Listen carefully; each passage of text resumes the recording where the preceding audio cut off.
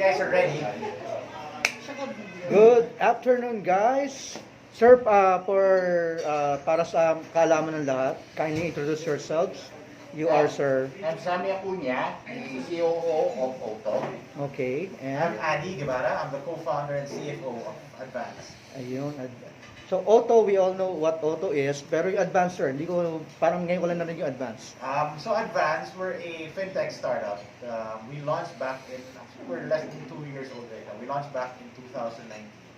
And what we provide is on-demand financial services to Filipino workers. Mm-hmm. So we started out with providing on-demand salary advances to employees. So we're partnered with a lot of big conglomerates, BPOs, conglomerates here in the Philippines. Currently, we're servicing around, I think, close to 50,000 employees already. So that's how we started. But we're I'm so happy with this partnership with OWTO naman. Right now, we're financing the drivers naman of OWTO. So we're very proud of this partnership because it provides formal credit to to Filipino workers that are frontliners actually in today's world, right? So very, very proud of this partnership. So, you mentioned 50,000. That's for how many companies? Right now, I think we're servicing close to a little over 160 companies. Okay. All Filipino-owned or? All Filipino. Not all Filipino companies.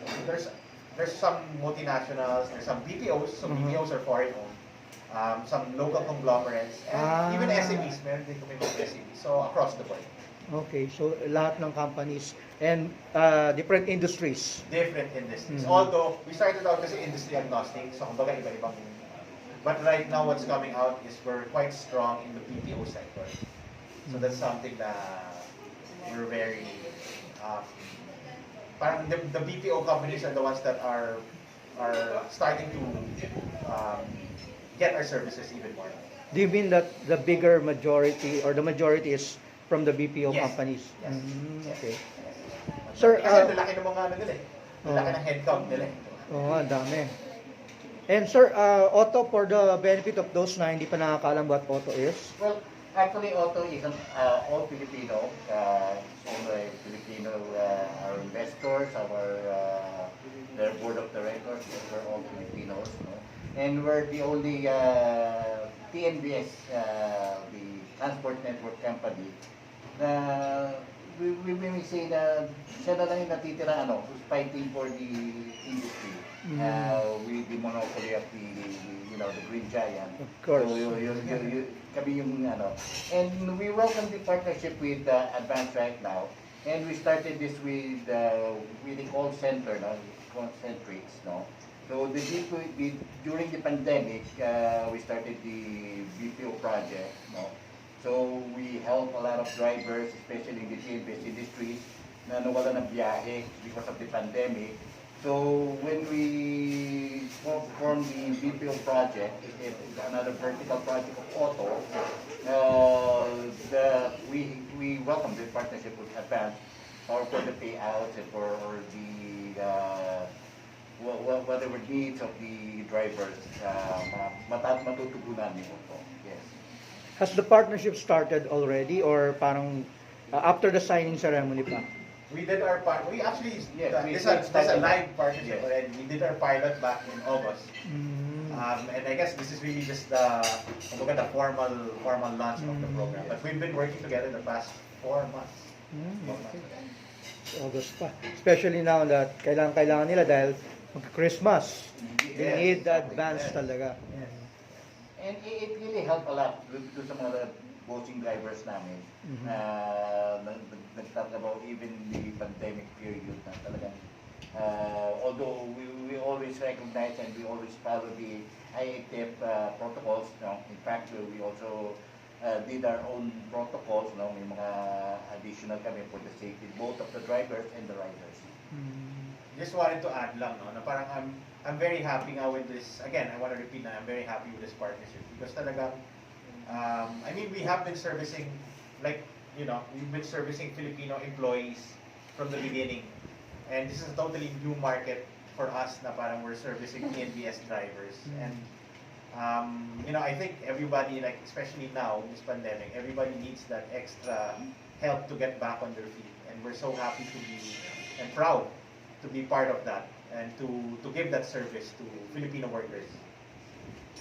Okay. Joel's there. Sorry. Let's welcome our CEO. 2 hours in the road, my Sir God. So this is Sir Joel, he's the CEO of OWTO. Sir Joel. CEO. He started. No problem, no problem. Okay. Yeah. So Ayan. you started? No, This ano is lang, the Q&A. Q&A pa. Okay, yeah. Okay. So, Shoot. CEO of OWTO, Yes, he's the president and CEO of OWTO. Okay. So Mr. Joel Gayon. Joel Gayon. Gayon. Gayon. Gayon. Gayon. G-A-Y-O-D. Gayod. Okay, Gayod. Joel Gayod. Sir Joel, ano ba para malaman din nila, ano ba difference ng OWTO compared to the other TNBS? Ano ba edge ninyo? First and foremost, we're a Filipino company. Okay. And among our contemporaries or among the local TNCs that came out last 2018, we're the only ones surviving right now. And our market resilience is coming from us being a Filipino company, and of course the local support is there. And we're the only ones who develop our own platform from zero up. No? The So we platform, developed the platform. The app, you The mentioned the app. itself, Okay. And kanina, we were interviewing your marketing director, Yes. and she said na mas mura sa inyo. Yeah, it's, relatively yes, because what we do is, you will see our slogan, it's Fair Safe Filipinos. Those are the very core principle of the company. Meaning, being fair is we're getting lower commission from the drivers, and we have positioned ourselves in terms of fair matrix to be lower than the competition. Yeah, so yeah, I guess you could say that. Paki-confirm dyan, sir, na according to her, marami din daw lumipat from the other competitor to OWTO ng mga drivers. Yes, ever since the pandemic, no, a lot of drivers were discontented with the way the competition has handled them during the pandemic, and there's a market realization. There's another one waiting for them. Lagi mong bukas ang pinto ng OWTO. So, as of now, we're almost 13,000 registered in our platform. Just waiting, for the riders to patronize OWTO. Di ba 45 days yung release of payment? Ganun. Tama ba? So with the help of advance, mga ilang days. That's the perfect, and thanks for bringing that up. I think that's what makes the partnership perfect nga, no? Kasi syempre, between OWTO and their partner BPOs, there's really terms of payments with the service, right? So, and that's where we perfectly come in. So now, yung mga drivers naman ngayon, when we're fully integrated na, on demand na talaga yung earnings nila. So wala nang waiting. Nangyari, mabuka yung trip ko ngayon, they'll be able to advance their earnings already ngayon din. So real time Real yung time. cash, Real time. Parang That's what makes the partnership perfect. So parang talagang, kaya we're super excited. Parang Gcash siya. Parang ganun. So is there interest or something like the bar? Yeah, we do charge kumbaga parang a service fee. Okay. Siyempre kailangan rin namin diba? Can you mention the service fee? How much? It's a Percentage? Yeah, it's a percentage, but siguro we're starting off with 1%. Diba? 1%. 1%, 1.5%. Very reasonable. Yeah, exactly, right? Exactly.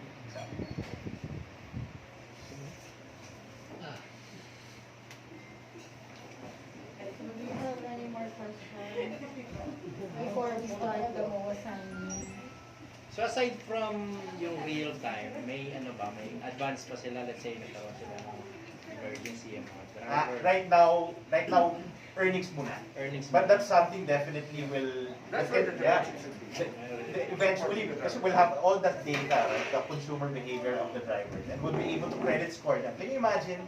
Magkaka-credit score for these drivers, wherein they'll never get that in any banking institution or any financial institution. But given OWTO's expertise and the data that will be analyzing, we'll be able to provide that. Right now, earnings muna. But definitely, there's credit on the way that we can So, provide. yun yung advantage nyo sa other Exactly. banks and Exactly.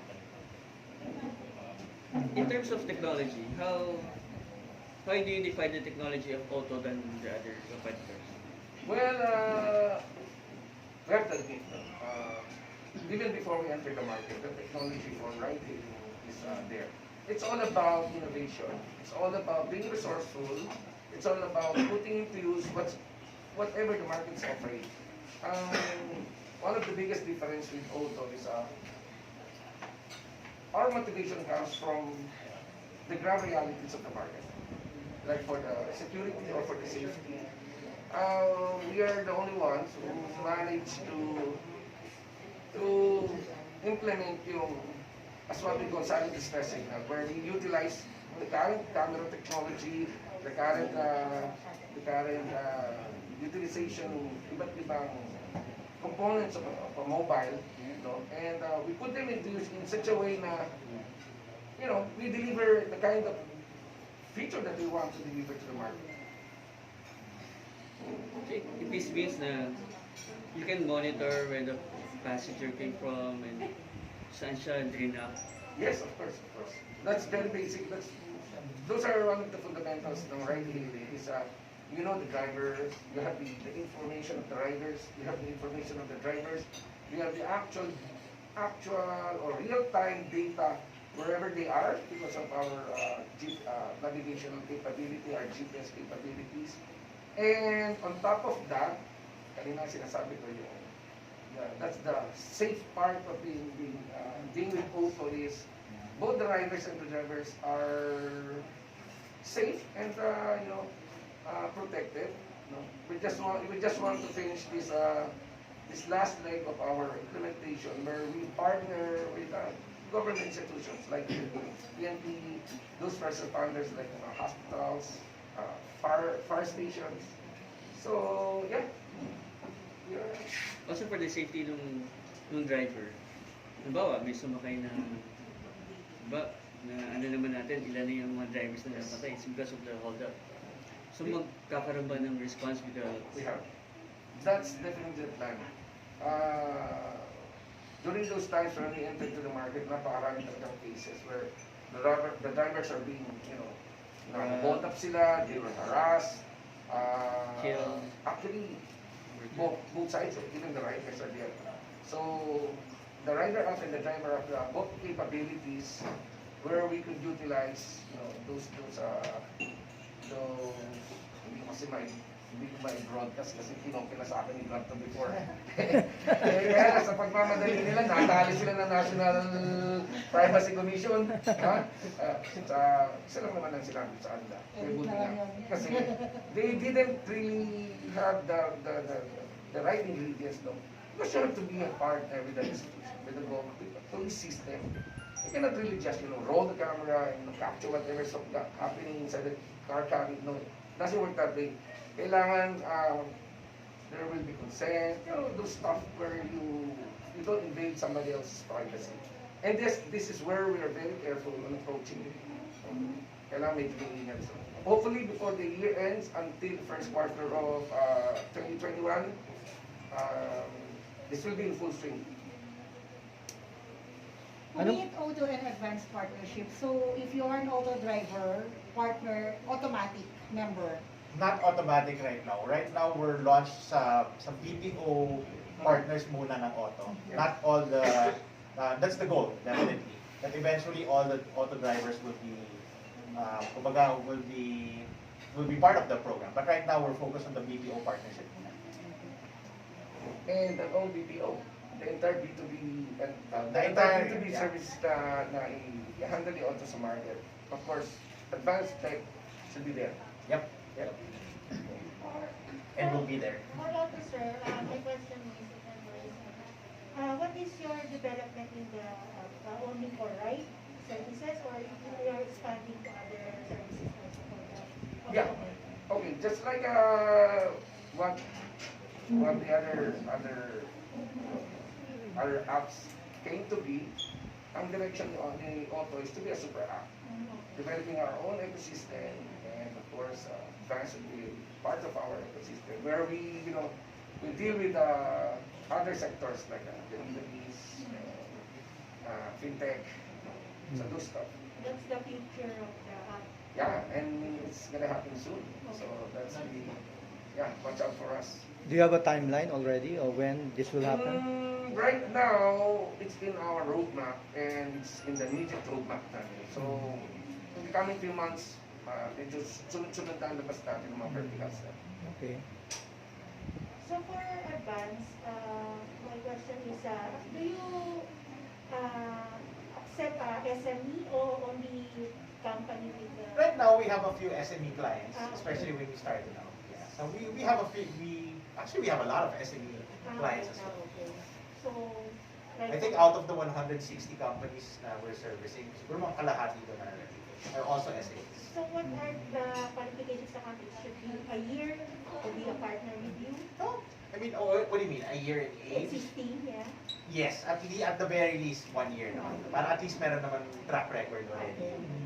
But with our current partners now, I mean, some a little bit older than 1 year. So your how do you call your advance? Is a loan? We're at the we try not to call ourselves a loan kasi parang ano nga kami, we're a fintech company that provides on-demand earnings to Filipino workers. So that's really how we position ourselves. Na parang it's not really a loan kasi parang like in auto drivers earnings na nila yun, sa kanila yun. So bakit nila we're just providing access to them for their earnings sooner rather than waiting for it to be paid later on. Like, to talk about my salary product naman, sweldo nila yun, di ba? Na parang sa kanila naman talaga yun.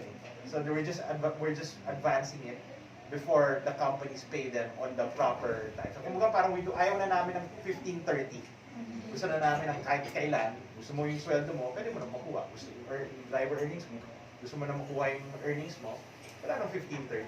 Anytime pwede mo na kuha. So the guarantor is the owner of the company and then the employees will just follow? No, we don't. There's no guarantees from the companies. We don't ask that. Because we know that this is a service. This is a partnership with the companies, and in this case, OWTO. But we don't ask for guarantees from OWTO. So individual. Correct. Thank you. A question about yung recent kasi may nakita kaming about news or something. News about tapos may video, tapos may biggest media coverage doon. So parang nakita ko kasi parang one-sided eh. Yeah. So you can tell us your Okay, side about it. maybe I'll just use this na rin as a part of the announcement. Actually, we take this in a positive light because if a company is growing and the competition is recognizing that, and then the market's recognizing that, we expect a lot of criticism, bashers, competition. Kailangan ng trollers, Yeah. Competition who's very afraid, and they should be very, very afraid of a local company who's growing up. And we are answering all of this in a proper forum. And it's, by the looks of it naman, medyo Bias it's dying down kasi the truth shall prevail. Lagi naman ganun eh. If you stand by the truth, then, and it should prevail, there's nothing to worry about. So these accusations, it's a free publicity kaya hayaan natin sila mag-ingay. Anyway, sooner or later, the market will get to know who are we and what are the principles that we stand for. And that's how we want the market judge us. Not with these bad elements na let them be. At the end of the day, you cannot put a good company down. Actually, we can ask that after nung MOA signing for Okay. separate and tapos Yeah, edit yeah. nyo na lang yan para hindi kasama sa lang. Okay. So, can we already start with the MOA signing? Okay. So, MOA medyo signing. lang to,